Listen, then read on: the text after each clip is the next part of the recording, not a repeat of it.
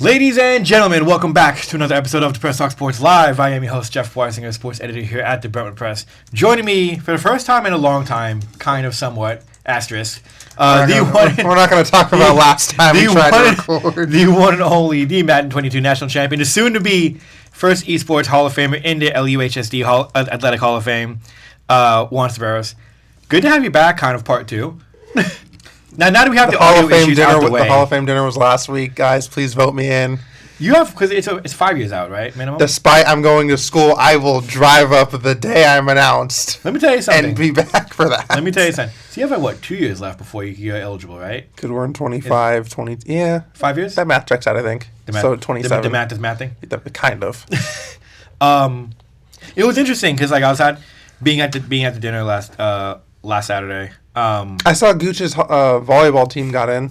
They did. The 05 team? Yeah. The only girls volleyball team to go to state finals still, 20 years later. Because they went to state playoffs the year before, I think. But first, I did not know they were a 3-time NCS champion. Yeah, 3-time NCS. They went to state twice. I think they lost to NorCal's once. Right, they lost twice to Nevada Union, Grass Valley. They all called it Grass Valley, and I'm like, okay. I mean, yeah. Culture. But it's funny because, I guess we'll talk about it. Gooch was lit. Yeah. It was interesting. I see her every couple days, especially when I'm covering Liberty Volleyball. She was so excited. She was so lit for that. I was she was the life of the party. And her speech was literally that too. Because everyone's oh, thank you so much, thank you so much. She goes, wake up, everyone. I'm like, oh, it's gonna be awesome. Oh yeah, that was her. I don't want to say her claim to fame, but that was her team. That was right. Because she was a head coach of that team. Yeah, that was it. That was the team. But it was cool. I mean, it's like talking to some of the girls on that team. They haven't seen each other since they all left. So since that 05, really? 20 years. It was a de facto reunion for them in a sense. It was so cool. It's kind of it was really really cool, and the stories that came out of that and whatnot, and Gooch's energy out of that. It was she's a 3-time Hall of Famer, 3-time Hall of Famer now. Not the person you'd expect to energize the room, but hey, credit towards due. She was awesome, man. It was awesome, and then they had a couple others. What was his name? Juan Barrios getting in. Yeah, that was actually really cool. He was very excited because he got in as an individual, so that was actually really dope to see. See, guys, please let me in. Hey, you know what? You get in. First off, if you get in, I am doing your introduction. It's proper culture. I think Heartwork. I can't remember if Heartwork said he wants to nominate me or do my introduction. I can't remember what I'm doing the intro. We got this is gonna be part of the deal. Okay. Honestly, it'd be the greatest intro of all time. Mr. Huckabee might want to do my intro because he was just so happy that year. Anyway, that's another podcast. That needs to be. Oh yeah. It was cool, but it was super dope. They actually fed us this time, the photographers, because they didn't do that last year. Yeah. So that was kind of cool. But yeah, a lot to catch up on. So this is kind of like a retake of the pod we tried to do 2 weeks ago, where we had just really bad mic issues. So we got that squared away. We got brand new wireless mics for the camera we have. Technology. We got everything kind of reset here in the studio. We got new mic stands. Shout out to Liberty Softball for the mic stands. We don't got the big mic arms in the way. So shout out Brandy, Cindy Macias. Yeah, really gets the angle right now. I'm not going to lie to you. What's interesting, I was so thankful. First off, I didn't think they were going to do it because they kept asking me, do you need mic stands? And I'm like, yeah, we'll get it. Don't worry about it. Because we have so much money here at the press. Yep. And swimming in it. Balling, right? And the one thing and then next thing you know, they're like, hey, can you come out to our practice? And I'm like, okay. I figured something was up. I don't know what was happening. And then they're like, oh, here's the mic. It's Sydney just gives me the box of the mic stands. I'm like, oh, thank you. I really didn't expect it. So I was super grateful. And I guess it pays to be nice every once in a while. It was dope. It was super dope. I didn't realize how tall these were. Thank you, guys. Oh, I mean, you're not the tallest person. I got to try to sit up a little bit. Welcome to another episode of the Press Talk Sports Live. Stand in the chair. The time now is it's Friday, so the time now Pinkies up.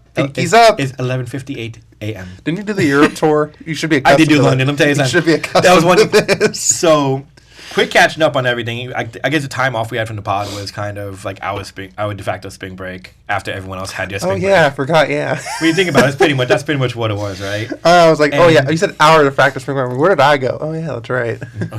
You. First off, happy belated happy super belated birthday. Yeah. Someone turned 21.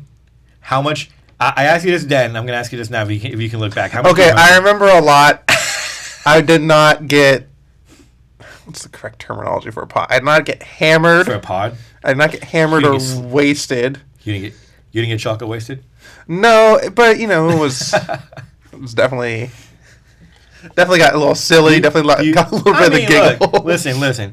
You turn 21. You go to Vegas. Like it's got to be like it's almost like a rite of passage. Oh, absolutely. You know what I mean? That was super cool. Like, what was your first time to Vegas? Right? First time as an adult. Well, yeah. Yeah. How'd you like it? It was Vegas. fun. I mean, outside, it was fun. I want to go back. I mean, yeah. Okay. Everyone wants to go back to Vegas. Let me preface. It was just a lot of fun. We went to a lot of Gordon Ramsay's restaurants. Did you get to beef Wellington? Oh my god! I've never had anything that tasted so good in my life. You made some great restaurants here in the great city of Brentwood, where Hey, better than Brentwood, and if I'm making a top 5 restaurant list, Hell's Kitchen and Gordon Ramsay Burgers up there, and number 3 is La Costa. I don't care what anyone says. La Costa is number 3. I'm saying, open one Vietnamese sandwich place, and trust me, La Costa is gonna be forgotten about. I will tell you it is. But no, I'm glad you had a good time in Vegas though. It's actually super dope. I haven't been since I went to Raiders Giants last year. Oh, that's only 1 year. Yeah, but it's been. I mean, for my parents, it was since my dad turned 40, and that feels like centuries ago, damn near. Jesus. Bod's off to a great start. I was in London because live it up. Europe, we went to Europe. It was amazing. There's some great parts about London. I will tell you this. First off, I forget.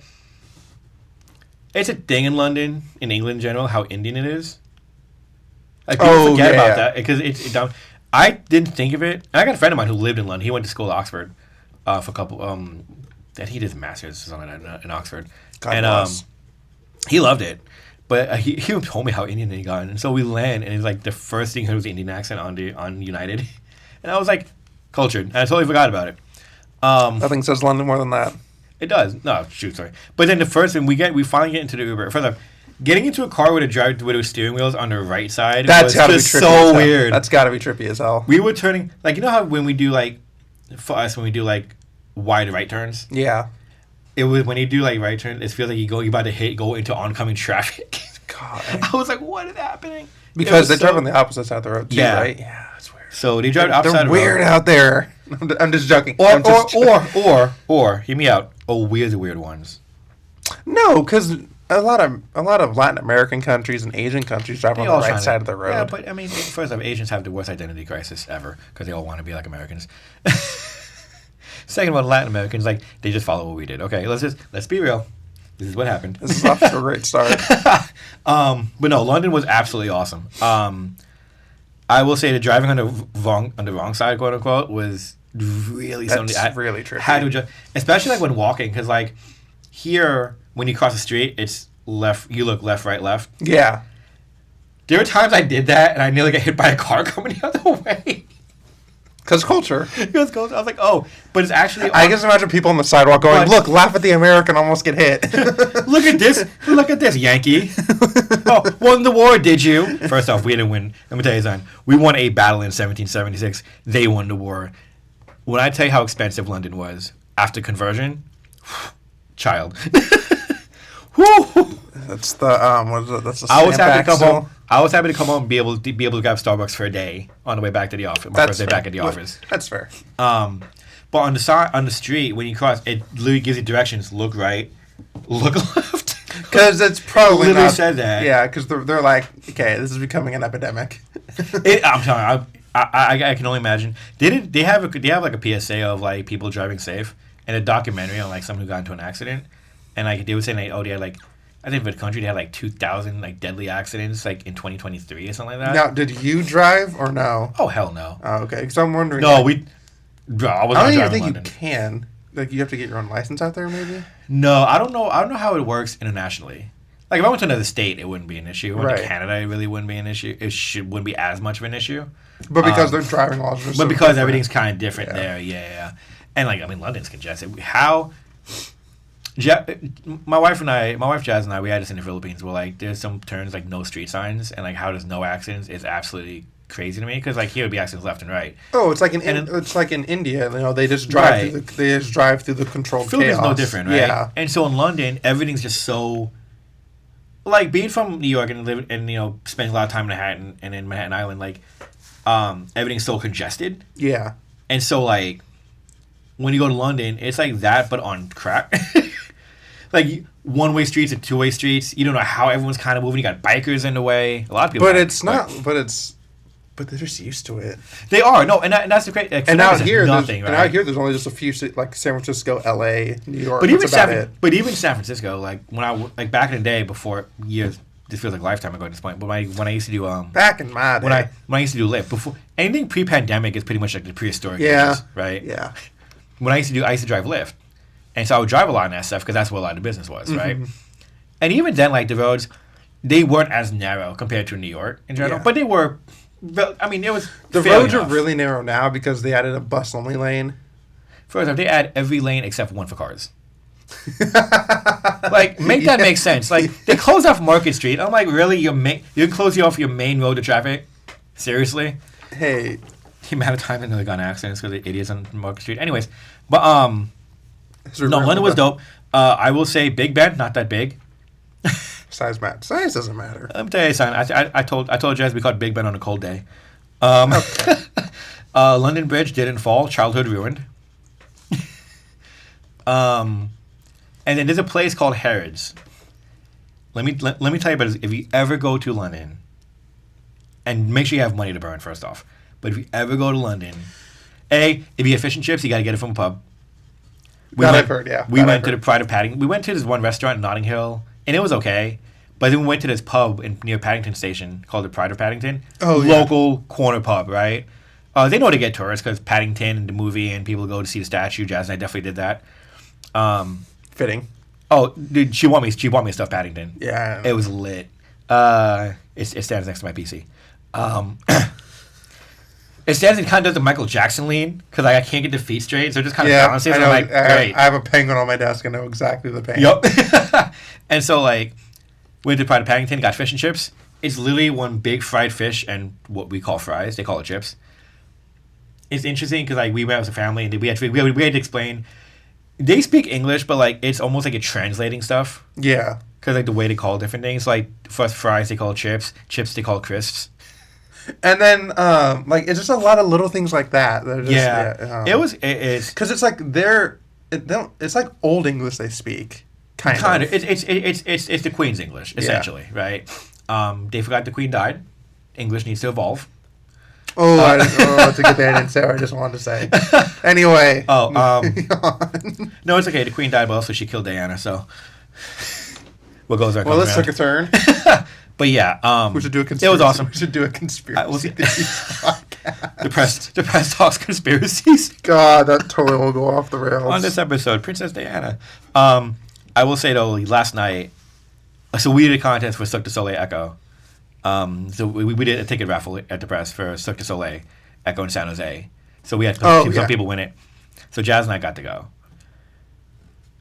That show was awesome. First off, I don't remember the last time I went to a circus. This guy goes out with his wife while us singles on a Thursday night or off at work. It sounds like a you problem. So, couple things. I told you I'm going to make a story on this too. We went to this matcha place in San Jose called La Cafe, right? Spelled Caphe because culture. Yeah. So it's near San Jose State, and so she was as she always does because like she knows all the good places to eat. I'm happy. We go to Mountain Mike's. I'm fine with it. We go to Mr. Pickles. We're good with it, right? I've cultured Jeff. I've cultured him. But we go. We I mean, because you and I get lunch often. Like, we don't really go anywhere super. Like first off, we can afford to do shit. Mountain Mike's is our date night. But like, so we go to this place, and so she takes pictures of all the food and stuff like that. And I was like, and she spent about like 5 minutes doing pictures of the food for Instagram, trying to get the right photo and everything, right? I'm like, all right, cool. Do we influencer thing, right? Literally, right? She'll take the angles and everything. And I told her, I'm like, dang, this is vegan. She goes, what do you mean? I'm like, I got to do a story because I have a lot of athletes that follow me, especially a lot of the guys. And I was like, this is a free game. If she ain't taking all these Instagram pictures of the food, the place ain't that good. So take notes. Honestly, that's not a bad way to gauge it. So I never thought of it. Take notes, right? No, I say this because I look at where Jazz and I eat. Well, no, like if you look around and see people taking pictures of food, you kind of know the places. Well, but also the people, right? Because like, my dad will do. My dad and I can go to Applebee's and he'll take pictures of food. Like, I'll be in New York. I'll be back east. We go to the Applebee's because where we live is like right across Cross County Mall, and we have like an entire we have a whole entire mall like right across the building. So we'll go to like a Shake Shack, we'll go to like an Applebee's, and he'll take pictures of the food. And I'm like, okay, bro. Your dad is so cultured. I'm like, okay, bro. I'm like, this ain't that good. And then Jazz and I will find like the only places like you'll see it like on Instagram like, oh, you guys gotta try this place, whatever. We'll go explore those kind of places, right? And she's taking all the pictures of the food. So free game. Since you're leaving for Fresno State soon, since you're becoming all grown up. Well, allegedly on the last part. If you go out with someone and they're not taking Instagram, that if is capitalized and bolded, isn't it? If they are not taking pictures, if they're not Instagramming the food for stories, and I'm not talking about basic pictures. I'm talking about getting the angle down. I'm talking about you got to wait 5 minutes to eat. If they are not taking pictures of the food, the place ain't that good for them. I mean, I feel game. I feel like there's a solid rule of thumb to go off of anyway. Ideally, you would think, right? But for someone your age range, between like 18 and 21, is like in this. Oh, I'm at the top of the age range now. Oh my god. Okay, I'll say it. From the 16 to 24 range, I'll give you a little bit of slack. Okay, from the 16 to 24 range, if who you're going out with is not taking pictures of the food, the place you chose ain't that good. Yeah. I feel like this is a solid, like I said, a solid rule of thumb to go off of. And I'll say this. Jazz and I, look, sometimes we go to a Starbucks, we'll drive to, we'll go based on, Chick-fil-A, stuff like that, and whatever. But when we go out, and you've seen it. Like you go, like... No, when we go out, like... Like, yeah. Yeah, like, we'll go to a Happy Lemon. That's, like, my favorite boba place of all freaking time. When we go out, but we will go to this place, and I literally have to wait about between 3 to 5 minutes to eat. Because I'm not going to start eating without her. You know what I mean? Kudos to you. I can't do that. First off, I can't. Okay, I say that I can't do that either. But there comes a point where I'm like, just take the damn picture. But yeah. So anyway, so we got something to eat. Went to this Vietnamese sandwich place called Duc Quang. That's the name of it. I'm not even kidding. Sandwich place. That sandwich place would do a killing out here.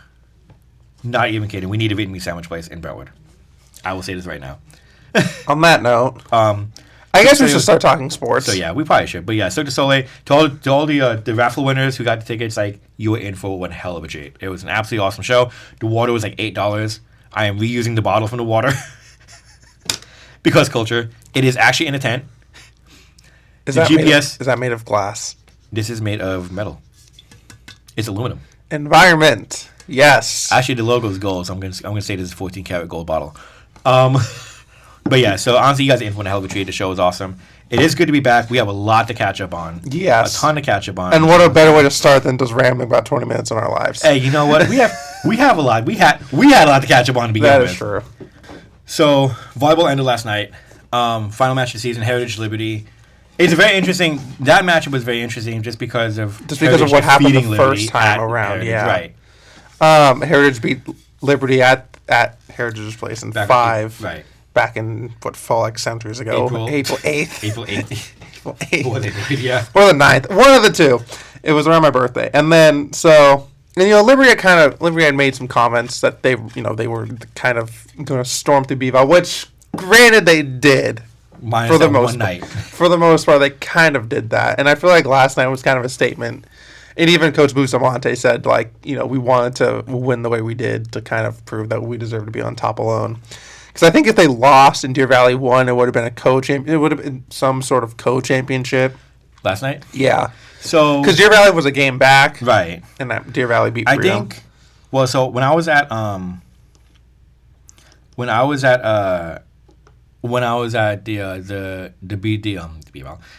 Liberty Hall of Fame dinner, I went with Nate.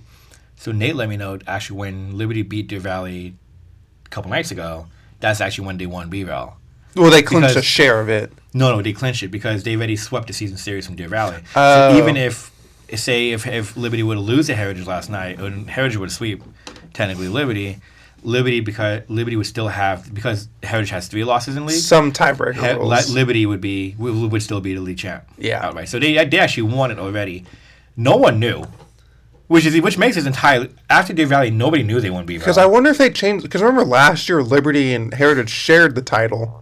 They would as even as it gets. So I wonder if they changed the tiebreaker rules. They might have. I don't know. This is only the league we cover. Well, but to be fair though, like they change it like every freaking time. Like it's like some kind of tweak or whatnot, and it changes like the entirety of how it all can play out. Yeah. So they actually already won it against. But when I talked to Gooch at the dinner, she said we didn't tell the boys yet. before the game. Yeah. Right. She goes, we didn't tell the boys yet, so it's interesting the boys don't like. And I was like, it's funny that they don't kind of like keep a tally in the background. Maybe that's for the best. Maybe that's for the best, but after last night's game, I kind of put a simulation to the top Division 1 and 2 brackets because there's no B-Val team going to E3. So this is what I based off. So NCS is based off of the Max Prep rankings for the brackets. So what I put together is how I think the brackets will go. Granted, we won't know anything till Sunday, and this was based off of last night's game, was not taken into account. I have Liberty right now. I think Liberty's the 8th seed in Division 1, hosting Granada. That would put them on the 1 seed side of the bracket, so that's a little frustrating because Northgate's kind of only lost to teams from Texas, Nevada, and other national powerhouses. But Liberty is kind of a power. Liberty had a really good season, to say the least about it. I mean, they lost 1 league game. They kind of 22 wins and 6 losses is a major win on its own. Deer Valley down at the 13. So I have Liberty hosting Granada. Deer Valley down at 13. I think they'll play Amador in Pleasanton or Pleasant Hill, whatever. No, Liberty. No, Amador Valley. Where's that? Pleasanton or Pleasant Hill? Pleasanton. Pleasant Hill is off of 24, right? Yeah. So Acalanes. Pleasant Hill is somewhere off of 24. Anyway, Acalanes is Lafayette. Anyway, they're going down 680. They're not going up. They're going down 680. So Deer Valley will head there, and then in Division 2. Heritage is on the brink of hosting a playoff game. Granted, I don't know if their opponent won their league or not. I have them slotted in as the 7 right now. Right. And they would play Mission San Jose. Mission San Jose's in... Mission San Jose's supposed to be a good team. They're in James Logan's league, right? Yeah. So I don't think they're going to win league because Logan is the bottom of D1. Yeah, I think Logan has... I think they're still in the MVAL for that league.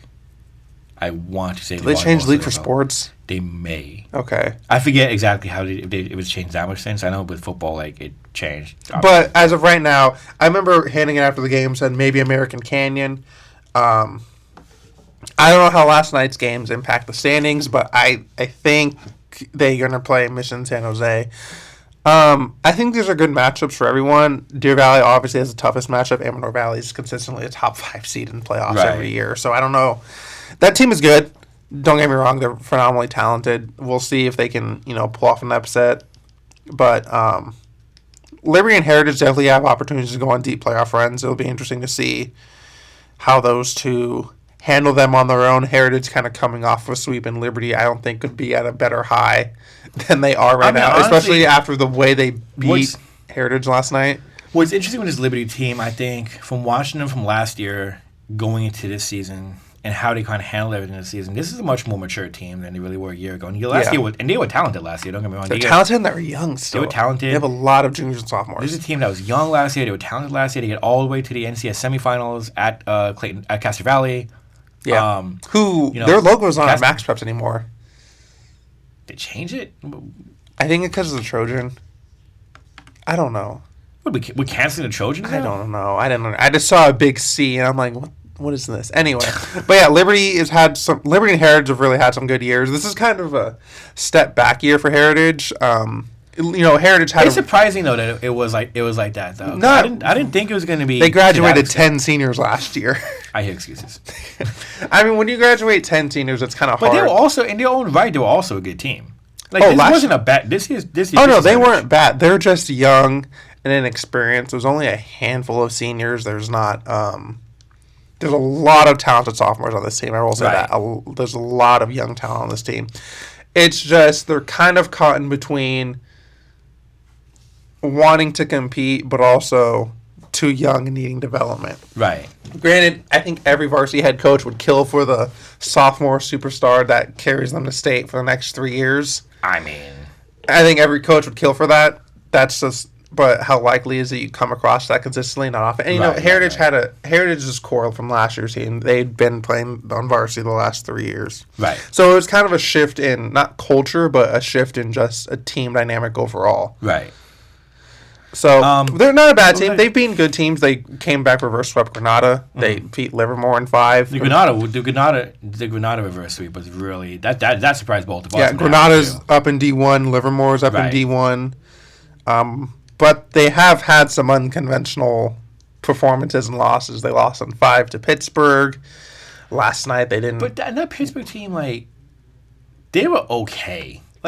This year's Pittsburgh team was not. They weren't world beaters by any means. Heritage should not be. First off, the only team that Heritage should be losing to if they're going to lose a match is really between Deer Valley and DV. Yeah. This year, yeah. And it's really funny because you look at the 2 games they played against Deer Valley, and they were both 5-set losses, and you look, if they won those games, how much does their season change? Because those 2 losses, if they win, granted the first game was when half the roster was gone. Right. And they played with a lot of heart that night, so you kind of take that one as a moral victory. Right. But the second one, when you were dominating the first 2 sets, and then kind of get reverse swept and let the air out the bag, it just kind of that's a really frustrating loss. I feel like that's kind of why they ended the season kind of on some sort of not on a high. But it's a young team. There's going to be valleys and peaks and all in between.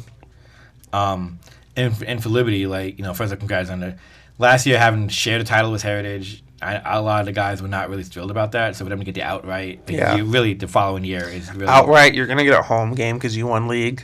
I think the home game is going to be massive for them. Yeah, because they were a road team last year. When did they play first match? I forgot what the first match was. But I know they were at Castro Valley for that semifinal. Well, they won 2 playoff games. No, they had a first round bye. There you go. That's what. And then they hosted, not James Logan. That was Heritage. 1 moment, please.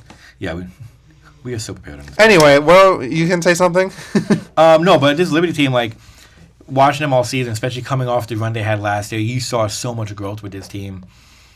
And to credit Castro Valley, because Castro Valley last year was such a great team in their own right. Castro Valley was the 2 seed, yeah. Right. I will say they learned a lot from that series, and then you have a whole pretty much almost a year's worth of club ball, and then you go into this season. It was Granada they beat. I had a feeling that was the case. Liberty. Yeah. Okay. I might have been at that game then. I feel like maybe I had baseball, softball, whatever. So it's a chaotic time of the year. Imagine having staff. Can't relate. So but I mean, it'll grow. So seeing this team grow is very interesting. They're not perfect. Don't get me wrong. When they go cold, they actually do get really cold. And you saw it a little bit last night. Granted, Tyler Berguzman steps up and serves 7 straight aces, so that kind of helps, Oh, well, you get him serving it. You get him serving, and he gets hot serving. It's over, in my opinion. He's one of the best at it. Last night we noticed that. There were times, but there have been times when he'll kind of get. One thing I've noticed with Tyler is that when he's really feeling himself and everyone thinks kind of at a high, he will have that mistake. Especially serving. I've noticed that where it's routines. All you gotta do is have a routine serve, and he'll be super excited, and the serve will go straight into the net. Yeah. The one thing you have to keep. The one we've talked to a lot of the coaches, whether it's Elizabeth Vivas at Freedom, whether it's the coaches at DV, whether it's Hanning and Heritage or Bustamante at Liberty. a majority of mistakes come from serving. Yeah, and it flips it. And every coach will tell you it's something that they want to rip their hair out because it's a mental mistake. A lot of coaches simplify it, say you just got to get it over and in. And you want to serve hard and all this and that because there are some metrics that say if you serve hard, they have a lower chance to return it. All this and that. But at the end of the day, if you're not getting it over, you're not even giving yourself a chance. Right. So it's a very interesting part of the game that the mental aspect of the game to the execution aspect is one of the biggest parts. Rather than, I mean, we'll see the power, we'll see the big spikes and all that kind of stuff, the clutch digs and like, but the mental to the execution really this is such an such a part. Sport. It's such a unique sport. It's so much like I've covered volleyball for years. Ever since I started writing, it was one of my first sports. When I was covering volleyball at Aloni, and like. There are times I'm just like, how? Like, it looks like it's so easy, and it's just, there's so much more, there's so much, like, nuance to it. Yeah. So, but Liberty right now, slotted at the 8. We won't know until Sunday. They might move up or down a couple spots. We'll see. They will host a playoff game. Which they need. Which they need. Heritage, on the brink of hosting one. It depends on, A, who they're matched up with, and B, what seed they get right now. They're slotting at, I think they're slotting at 7. Top 8 hosts, unless you're a league champion, you automatically host. We'll see. I'll find out Sunday where everyone goes. The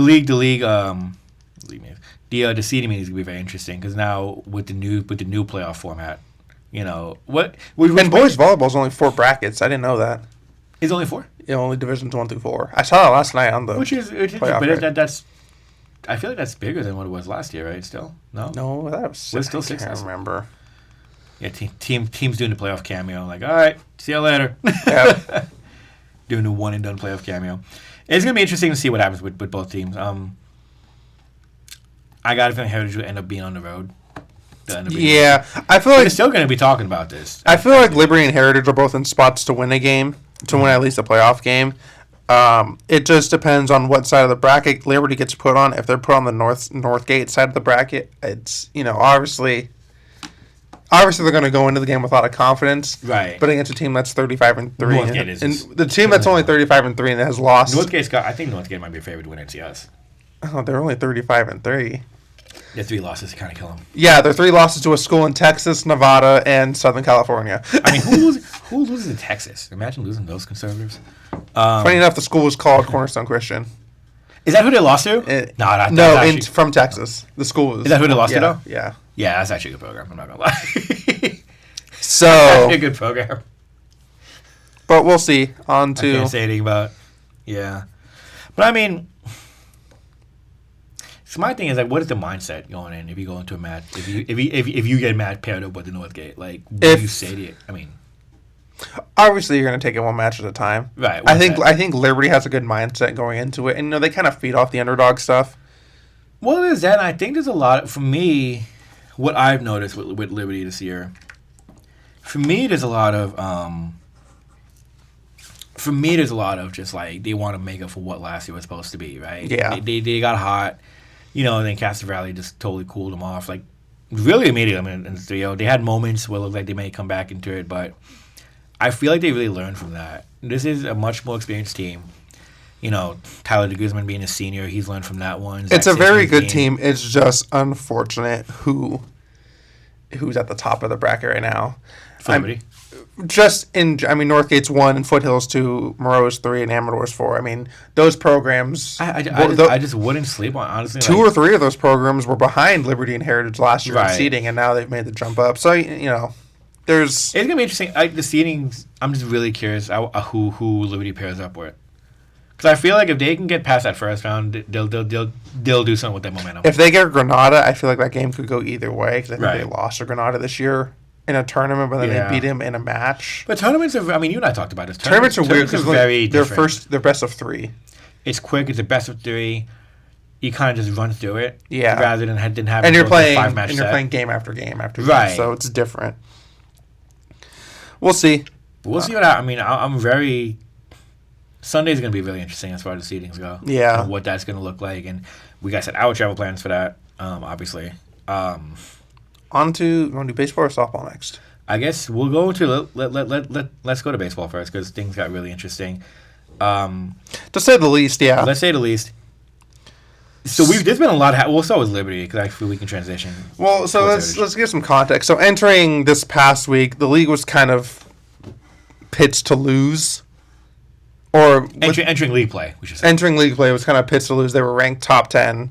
They were top 5 in NCS at one point, I think. Yeah, they were 13-1. They lost opening day, and then they won like 12, 13 in a row. They beat some really good programs. I think they beat Campolindo. Yeah. They beat some really solid programs, but then. But you also beat Campolindo. Liberty. But Pitt kind of struggled when they got into league. I don't know. League's been interesting. So this is a bracket made by Gus Morris from the from North Bay News, and it's of the brackets 1 through 6. And so he made this before this Pitt Liberty series, or the day of the first game, I want to say.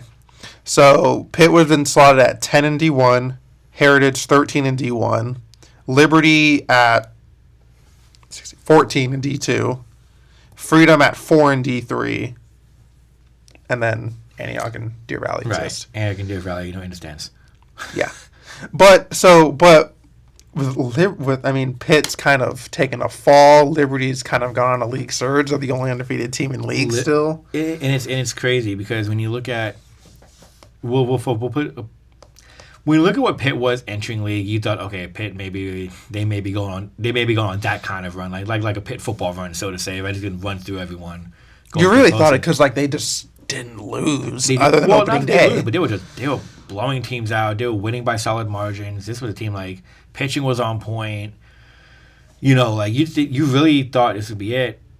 I look back at the B-Val League opener when Freedom beat them 3-0 at Pittsburgh. Yeah, and I look at that, and because no disrespect to this Freedom team, because Freedom team's been quietly good, in a very different way compared to everyone else, with the way they deployed small ball tactics and the way they're not you don't have anyone as a hard thrower, you don't have anyone a big hitter. They just do all small things pretty well, right? Yeah.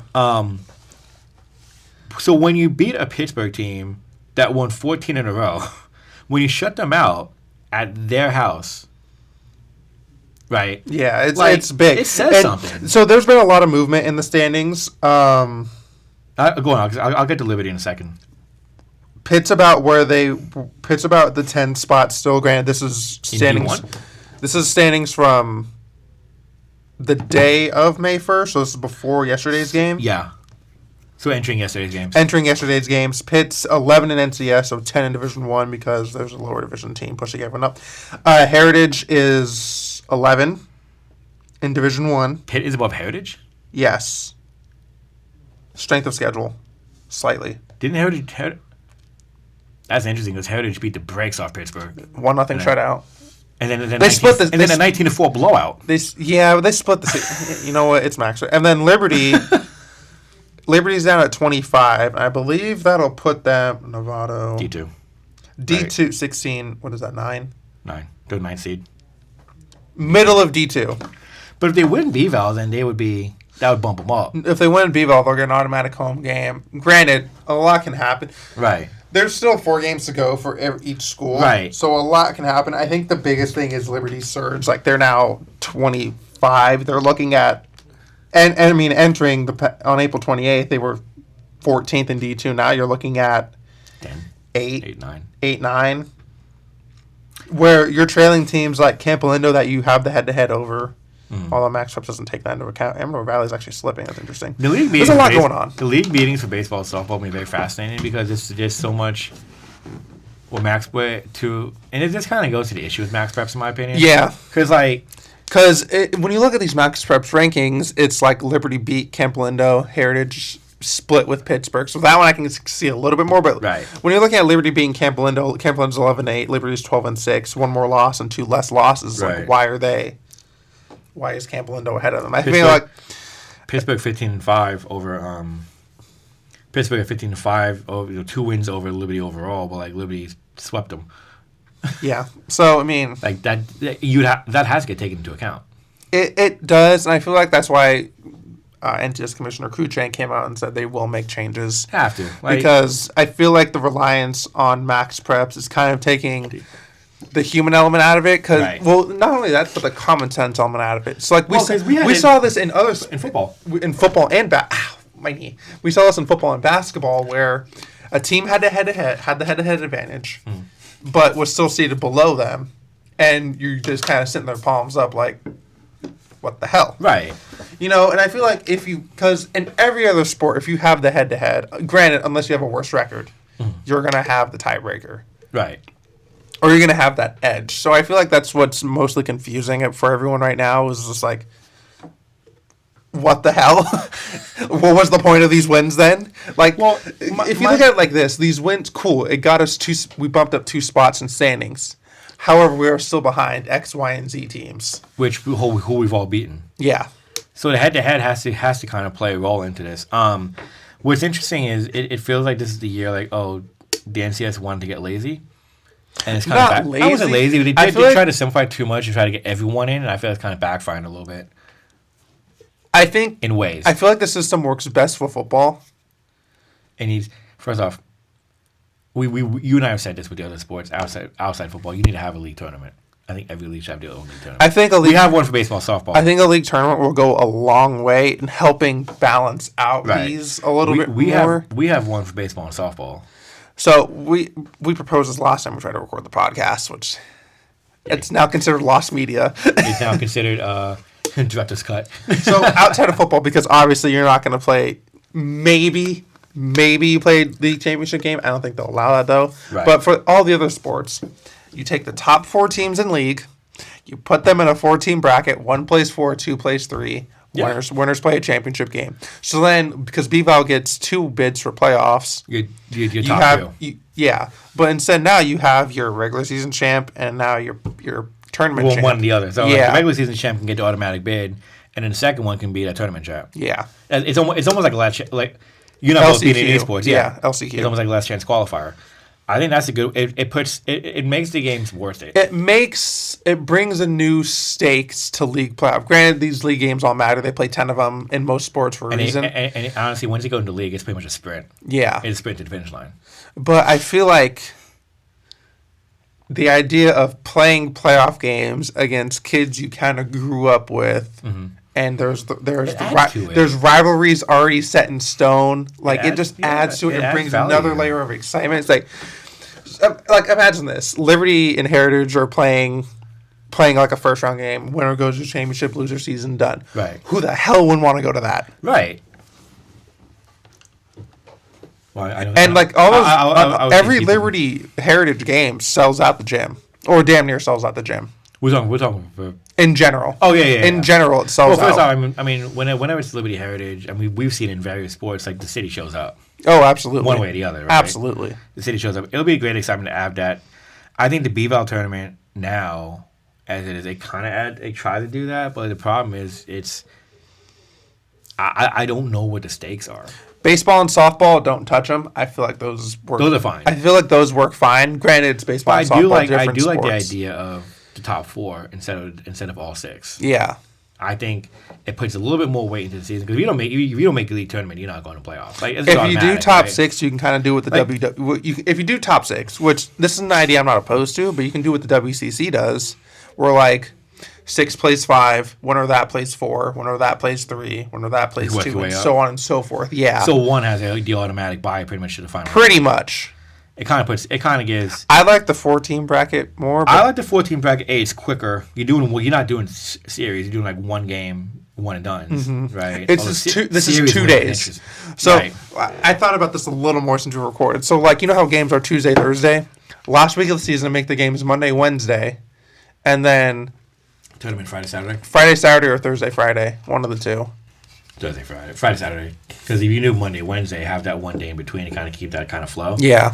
I would almost say... I'm pitching this to every coach. I would almost say you keep Tuesday, Thursday, and just do it Friday, Saturday. You can do it back-to-back. I mean, look, the kids are going to play college. They're going to play 3 straight anyways. Yeah, that's true. You know, because you have weekend series. Yeah. So I mean, it's... You do that, and you're doing that at the end of the year...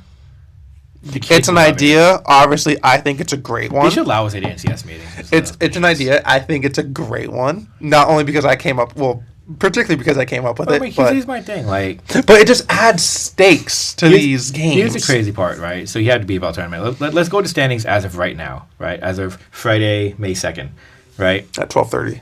At 12:40, right? Liberty's number 1 at 6-0. Heritage 2 at 5-1. Freedom 3 and 3. Pittsburgh and Antioch are tied at 2 and 4 in league play. This is just league records, right? Imagine for a second, big little series, Antioch sweeps to get into the B-Ball tournament. Pittsburgh knocked out. That would be insane. You know, wow! But just imagine that. Oh yeah. Would Pittsburgh still get in? Probably because they've been because they would dominate in non-conference play, and apparently we don't. Apparently people don't. And that's why I feel like not Liberty. I feel like baseball does this to where you have the chance of it. And I know a lot of these league races come down to the end of the season, and then it turns into a de facto championship game. Right. However, in a lot of other cases, it turns into scoreboard watching of we need this. So this can happen. So this takes that away, and so you go, okay. It takes that away, and it goes, all right, we don't need a scoreboard watch. We just need to go out there. To be fair, though, the way this is all kind of panning out, there's going to be no need for scoreboard watching because, honestly, the B-Ball is coming down to Liberty Heritage. Yeah. For baseball, right? But I do like the top 4 being to the B-Ball tournament and having those be stakes. I love that because I'm looking at the Antioch Pittsburgh series. And I'm like, this is pretty much to get into the league tournament. I saw Coach Hines last night. I didn't pitch this to him. We got caught up talking about something else. I had my chance. I would just walk. We should just. I mean, look, we take a trip down to Cal High. We go to the NCS office. I said what I said. We go. We ain't gonna get past security. Guys, we have an idea. Thrown out immediately. Mm-hmm. It's like the meme of just everyone in the board meeting. Now I do wonder if this is something you have to get NCS approved. I'm assuming so. Oh, for sure. I can't imagine why it wouldn't be. This was just so fun though. But it's one of those things where, but it's not even for our league. Hey, it's for the other leagues too, right? And hey, revenue may be an issue for high school sports, bringing in money. What brings in more money than a Heritage Liberty game? Well, not just that, but what brings in more money than legit exactly competition with stakes. Right? Exactly. Here's anything. So outside of our league, I'll look at Logan baseball. Ew. Why? I know, right? We'll look at Logan baseball. Right. Logan is. Let's go to standings. So Logan right now. So this is the Mission Valley League, which is interesting. The MVAL's still around. What happened to the MVAL. WAC? It's football. Oh, so the MVAL right now, with more teams, why is Monroe in a public league? The Catholic schools need their own league. I'm gonna continue to vouch for that. Newark at 8-1, Logan 7-2, Monroe at 5-4, Irvington 5-4, Washington 5-4, Kennedy 4-5, American 2-7, Mission San Jose. We're not gonna worry about them because they're dead freaking last. You can't win a game. Okay. 1, 2, 3, 4, 5, 6, 7, 8-team league. Okay. Top half makes it. This is for the tournament argument. Oh yeah. Okay. The top 4 make playoffs. That's what we're saying, right? Yes. You have 3 teams fighting for the 3rd and 4th spot. You know how exciting that gets to? We have 2 weeks left in the regular season. Dude, it brings so much. It adds so much more to these games. It feels like and look, I don't know what Kennedy's right there at 4-5. They can make a push into that. It creates the wild card argument. Remember when people were debating about the wild cards? In baseball, yeah. In baseball, it's just one game. They made it a 3-game series. And it was interesting because when you look at it now, it's a natural progression. It's 3-game series for wild card, 5-game LCS, 7-game LCS. 3, 5, 7. And I like the way they do that. Well, sure. Remember back in the day, 163. No, I'm talking about back in the Jackie Robinson days. It was if you won your pennant or not. Which is fair. Which is funny because you had 100-win teams. Sorry, gotta go home. Can you imagine that? What was it? What was it? 87. You had the 85-win Twins against the 82-win Cardinals or something like that. In the World Series. That's first off, that was a banger World Series. Anyway, but the top 4 tournament, I just think it adds so much when you put the winner gets the automatic bid. You get the other automatic bids like that. It adds another layer to play for. If you're and then everyone else kind of like a Selection Sunday type thing, right? Like, so to be honest, like for us, like Pittsburgh would get in because of non-conference of what he did non-conference play. So like baseball's not a good example for this because we already kind of know who the top 4 in league is. But for volleyball, Liberty, Deer Valley, Heritage, Freedom, right? That wouldn't be a bad tournament. It wouldn't be. I fully agree. You're telling me we're getting Deer Valley Heritage Part 3? Or Deer Valley Liberty Part 3? I would love to see that series. I mean, Liberty DV has been... Like, you're telling me you're telling me we're going to get all these Part 3s? This year, Liberty Deer Valley, even Heritage Deer Valley, but Brentwood Deer Valley, like, give me either or, man. Anyway, back to baseball. But yeah, right now the league is Liberty's to lose. Just how they've been playing. It is, and that's crazy. And I kind of get into them. Like, when you think about how that season started, very, very inconsistent. They're trying to find their steadiness, and then they lose Lonsdale for like 2 weeks due to administrative leave. That might have been a blessing. Like, obviously. But it's interesting when you might be a blessing in disguise. It's interesting when you put it like that because it gave them sports is weird sometimes, right? Oh, you can have all the talent in the world, but you have nothing to play for. You kind of just go through the motions. Yeah. Right. Like the Brooklyn Nets. Yeah, exactly. Exactly. Well, like the Brooklyn Nets, you build a super team and like, okay, well, but it's nothing to play for. Right? You're not doing anything. You're not doing anything. So like now you're playing, you're like you dine your coach like, all right, right, lights a fire. Right. So when Lonnie goes out, Rhodes comes in. Rhodes is just like, this is Lonsdale's job. I'm not trying to take it. I'm just caretaking, pretty much. Right. In those regards, right? Cool. I look back to the first game they had at Castro Valley, and they came back to win. A little bit rough. They lost the next 2 games. At the La Miranda, right? Not La Miranda. Oh, the first one was. Before that. Yeah. Before that. And then they go to Campo, and that was the week we had that stormy weather, like, all week. Oh, it was lovely. And so they get rain. They're thinking, okay, games get rain delayed. Game probably get canceled. We're not going to play it. There's like an hour-long rain delay. Campo's coaches were saying, oh, we want to play them. Because Liberty were coming off back-to-back losses. Yeah. And they were coming off what? And why wouldn't you want to kick a horse when it's already down? And they lost like 3 of the last 4, minus Castro Valley. Yeah. In that stretch, if I remember right, in that stretch. So Campo's coaches, and what the boys told me, Campo's coaches like, oh, we want to play. Okay. They played and they get the field down. They get the field set up and everything. I think we all know a marsh. I think we all know the saying that fits here. We just can't say it on here. I call it talk ish get. We call it in soccer chat ish get banged. That works. Yeah. So, but I mean, you look at. But I say Rain Miller leads off with the de facto inside the park homer, which is the triple with their homer on the error, and everybody kind of Jake Fargo 7 innings, and you look at how that not only sparked the La Miranda tournament because they went on to beat Las Lomas on the road, and they were dominant in the Las Lomas win. Come back to kind of stumble a little bit, but then when league starts, like this has been, look, they've outscored opponents. You're talking to a team that scored 55 runs in league and given up just 7 or 9. Sorry, excuse me. Right.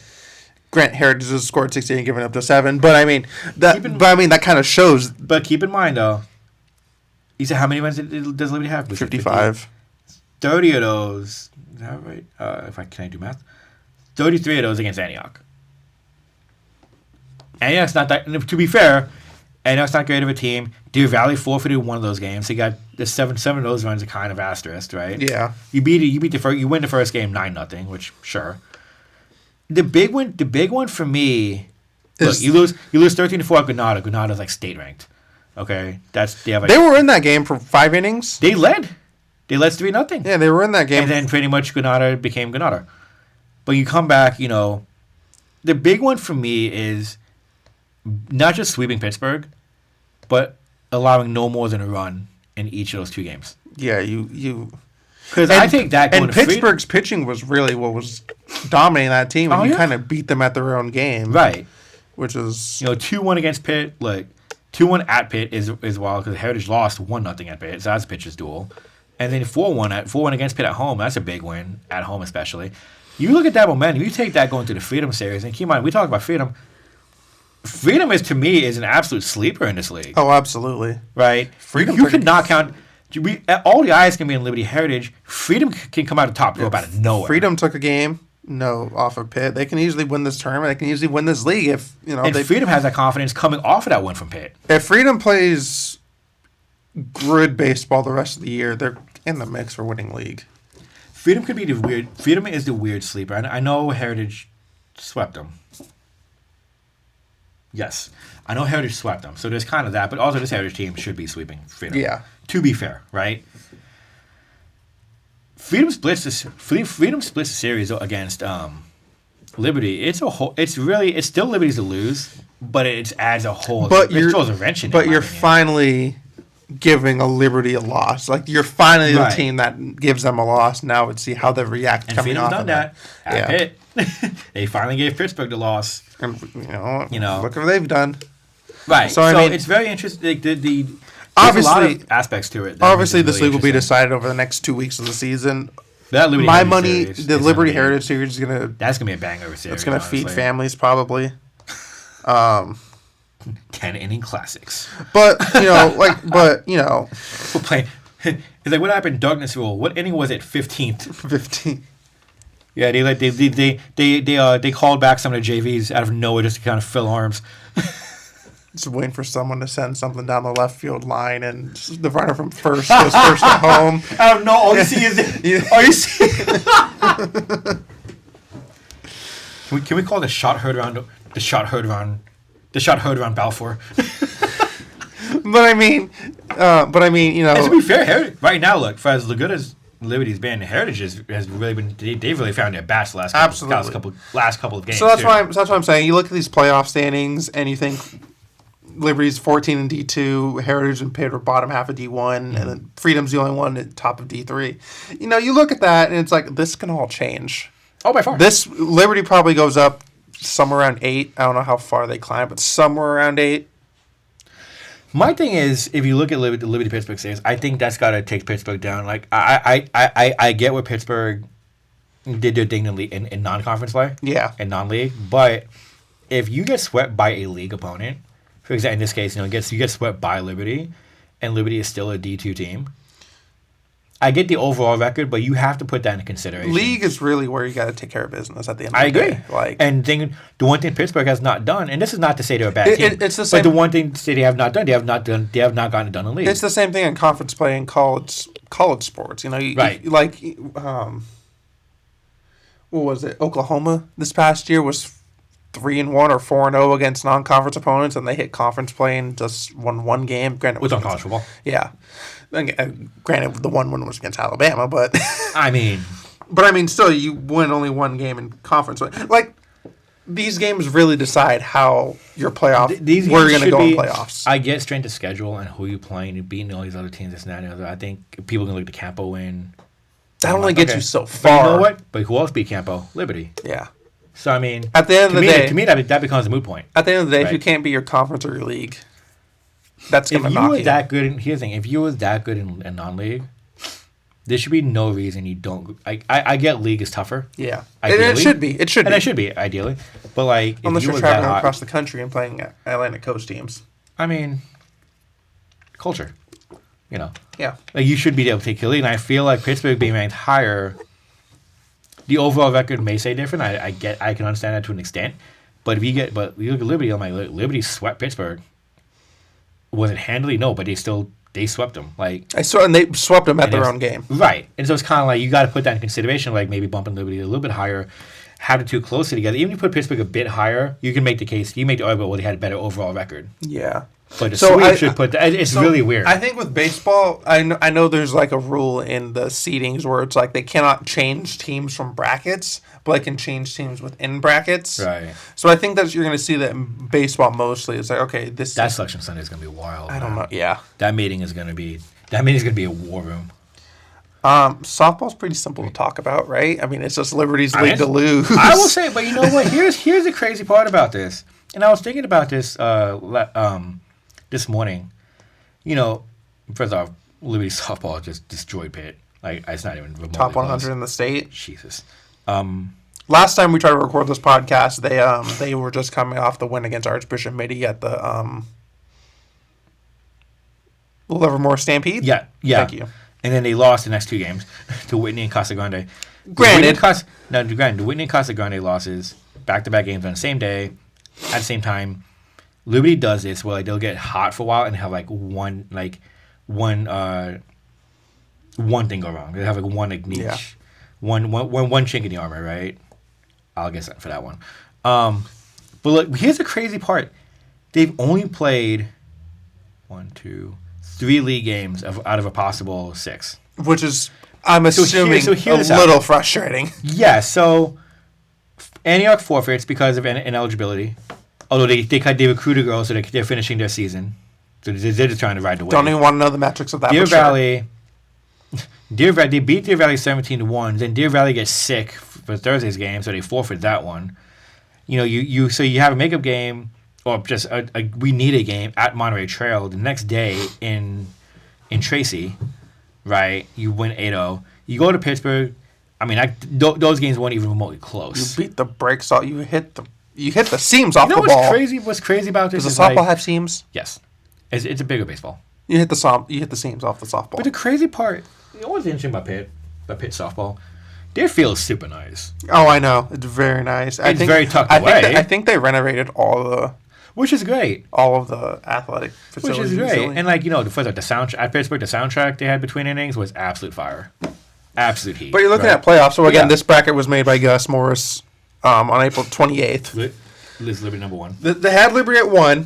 Things have changed. Cal has leapfrogged Liberty. As of late, Liberty's at 2.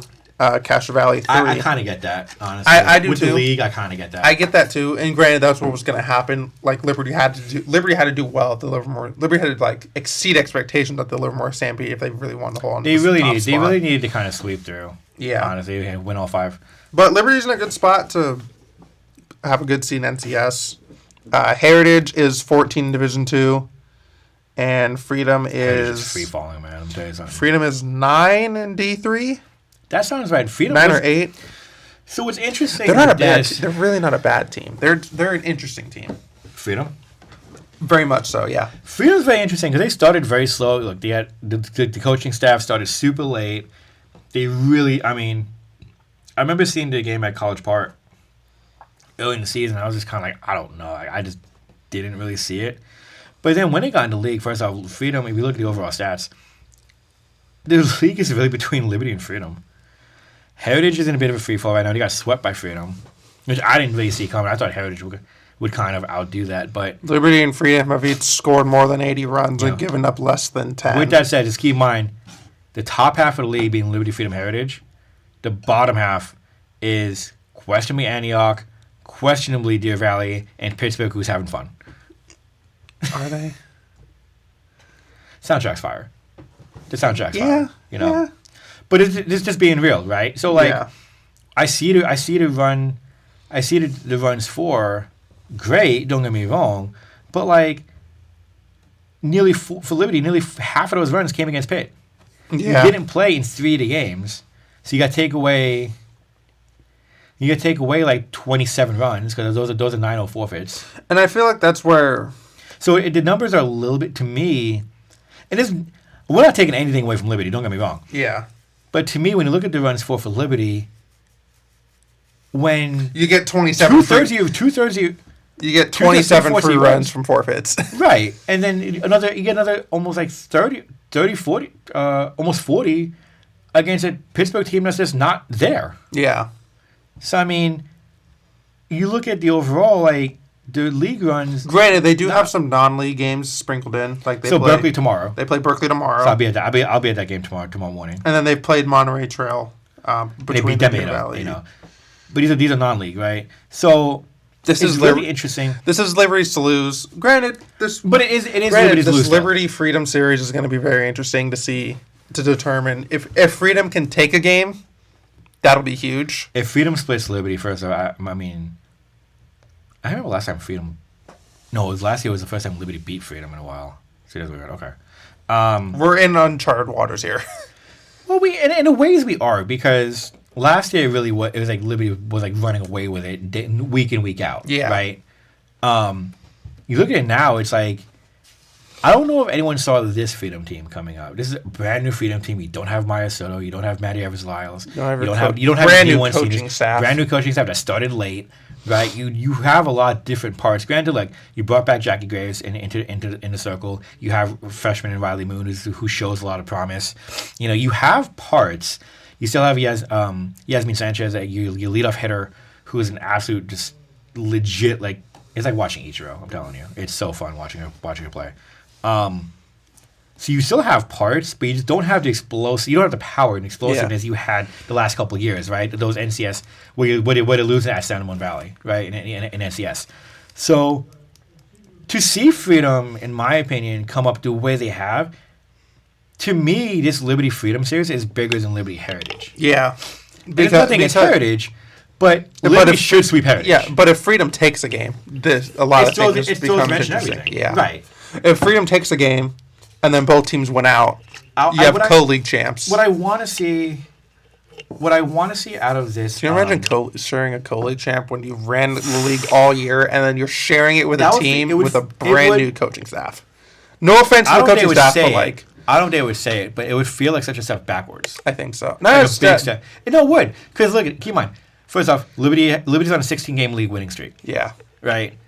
You have the players to you have the parts to run through this league. There's something about Liberty and not losing league games. You can see Liberty basketball and softball are going to be in the same level of things. I think the way this is all looking, right? Yeah. But it's interesting because this Liberty team, we're saying right now they should win league. And granted, they should win league, and they should win league, and they should get a top 4 seed in NCS. Like this is like, and I still think I still feel that that's going to happen. This Freedom Series will be the toughest series. Will be the toughest 2 games they've played all season. Yeah, and they've played toughest league games they'll play all season. No, they'll be the toughest games because of what's at stake. Oh, I see what you're saying. I'm not saying for talent, right? Because look, you lost to Tracy, you beat Granada. You know, you had an absolute classic at San Ramon Valley that could have went either way. You got revenge at College Park. Castro Valley was really good. You beat the brakes off them. So hold on here. We were just talking about the head-to-head thing. No, hold on. We just finished. We were just talking about the head-to-head thing. Right. Cali Frog Liberty. Liberty beat them 13-6. Yeah, but when you're neighbors with the NCS office, okay. Palms up. Looking around. But here's my thing. What are we doing here? This is why, and to quote our famous copy editor, this is why I hate AI. But hear me out. But they played against legitimate teams, right? Tracy was a loss, obviously, but they were good. That's opening day, right? Granada, are usually a really good program, beat them by 1. San Ramon Valley, that could have went either way. College Park got revenge. Castro Valley was really good when they played them, right? You beat California in the Stampede 13-6, which honestly I didn't think it was gonna be that big of a margin. Shut out Midi 9-0, right? That was a big win for them. That was surprising, right? Obviously 2 losses, whatever. To me, I'm not saying Freedom is from a talent perspective, those teams are better than Freedom. Yeah. They have better power, better pitching, all that kind of stuff. Are you just saying Freedom's got that dog in them? Well, not even. First off, Freedom's hot right now. Yeah. So you got that has to be taken into consideration. But also Freedom, this is the first series that Liberty's going to play where there's like legitimate stakes. Yeah. Where there's a legitimate threat. There was a lot there. Yeah. You don't have, and it's threat in the sense, they could end the B-Val run. They could really they could dampen our title. They could dampen the title, right? It could B-Val tournament, right? What if like Freedom goes undefeated? They're number 1 seed in the B-Val tournament, right? There's a playoffs, all that kind of stuff. You don't have that beginning of the year when you're playing a San Ramon Valley, when you're playing an SRV in early March. You don't really have it like that, right? When you're playing Granada in early March, you don't have it like that. College Park, Castro Valley in late March, early April. But when you're playing Freedom in May, we're talking the Freedom trenches. May, the second to last series of the year, when pretty much you want to get everything. To me, especially with how Heritage is kind of downturning again. Yeah, this is the series. Yeah, Freedom. Berkeley is a good one. Berkeley, I think, is a good like warm up to kind of get everything kind of ready, like a really good dress rehearsal. It's got to be Freedom. Yeah, this is to me, it's a must-win series. Like I feel it. I think they'll show out, especially with who Liberty has. I think they'll show out. I think we're just over dramatizing. But it's fair. But it's fair because you have to consider the threat. Oh, absolutely. But there's like when you're walking down the sidewalk. Kidding. And that'll wrap things up here. The Maryland Press. God, it's been fun doing this podcast the last year and a half. But it is to me, it is the biggest threat I think Liberty's had in the Macias era. Yeah. In this kind of regard, right? So I'm very interested. Heritage, I really thought they were turning things for the better. And I'm really surprised that, like, they're not as much in the mix as I think they probably should have been. Granted, this is not a bad year they're having. No. Is it underperforming? It's as of late. And is underperforming to be a fly on that wall. Yes, because to open the season, you scored 3 runs and 5 of your losses. You turn it around. Yes. Right. Wait, how do they get a 2-2 win over American Canyon? Flip a coin. Best of 5 coin toss? Best of 5 coin toss. Then a day later, they lost 15-4. What the hell is max preps? Yeah. That's what max preps is. But you start league play, look, DV's DV, right? Pittsburgh is Pitt. You're not stressing so much about it. This league is just who plays the best. Like, this league literally is who just plays the best. I feel like the Freedom Series... It's just who plays best out of Freedom, Heritage, Liberty against each other. Right, but also the Freedom Series, it should not have been 2 blowouts. Not for this team. Correct. Yes. And the one thing with this Heritage team, when the bats are icy, the bats just got... This is just stupid icy by Freedom, by Heritage, excuse me. Right? Because the bats, they've been hitting. Yeah. They've really been hitting. They found... I really thought they'd find their groove. And to go... This does not take anything away from Freedom, because I think there's big wins for Freedom for sure. But to get outscored 25-3 in the series... That's a little... In the league series. It's a little rough. It's kind of uncharacteristic for Freedom. For Heritage, excuse me, Heritage. Right? Antioch, I think they should... It'll be a good bounce back series for them. Yeah, maybe. Hopefully that's the case. That'd be a good bounce back series, but Liberty is like... I'd be looking at that like... almost kind of low-key concerned. If you're Liberty, you are licking your chops. You are like... Right. You are seething to get into that series. If you split Freedom Finals, I think that would be a fair result. Yeah. Between these two teams, but... I'm really surprised because Kylie's a good pitcher. When she's in a groove, she's in a groove. When that lineup kind of gets moving, they're able to play really station. There's not a ton of power on the team, but there's a little bit of pop. But I'm surprised to just not show up for a series like that is very concerning for me. Yeah. So Liberty, they're in a dogfight for the top of D1. Will they get it? I don't know. Because what the hell does a head-to-head mean anymore? You know what I mean? It's like the value of the penny. What the hell does that do? It's like the value of $1 in London. The head-to-head. But who said you beat them? Who said you beat them head-to-head? So we'll see. You gotta love it here sometimes. We'll see. Right now, Heritage is 32nd. They're clinging to the bottom of D2. So we'll see. They'll still get into the playoffs. They'll still get into the playoffs. It's just you're kind of starting to worry where. You said they're D2? They're 32nd, so they'll be the bottom of D2. I got a feeling they'll drop. Yeah. I got a feeling that their Freedom losses are gonna kind of hurt them in the end. So hear me out. Freedom Heritage first round playoff matchup. It'd be good. Because Freedom's 40, Heritage is 30. Granted, I don't think that math works. We talking NCS playoffs? Yeah. That'd be very interesting, especially coming off the B-Val. I'm tired. I don't know if the math works. Guys, bear with me. Especially coming off B-Val, I think that'd be very interesting. This series will be very... If Heritage drops a spot, and then they both win their... And if Heritage didn't have senior day against Antioch... If Heritage drops a spot and then Heritage and Freedom win their games, I don't know. Math is hard, guys. Max pass math. It's a whole other degree. Don't make a damn lick of sense. Oh, when Cal's ahead of Liberty, but Liberty has the head-to-head. Cal has 2 more losses, too. But you know what? Hey, what is that worth anything? You know what I mean? Like, why? Just go out and be like... Just go to the NCS office in Santa Monica, just knock on the door, and just look at them like... It's very funny, because when you look at, like, the play... Like, how, like... on NCS, how like the season goes, like the important dates. It says the city meeting, it says in bold, coaches do not attend. And I'm like, there's a reason they tell the coaches not to attend. What about media?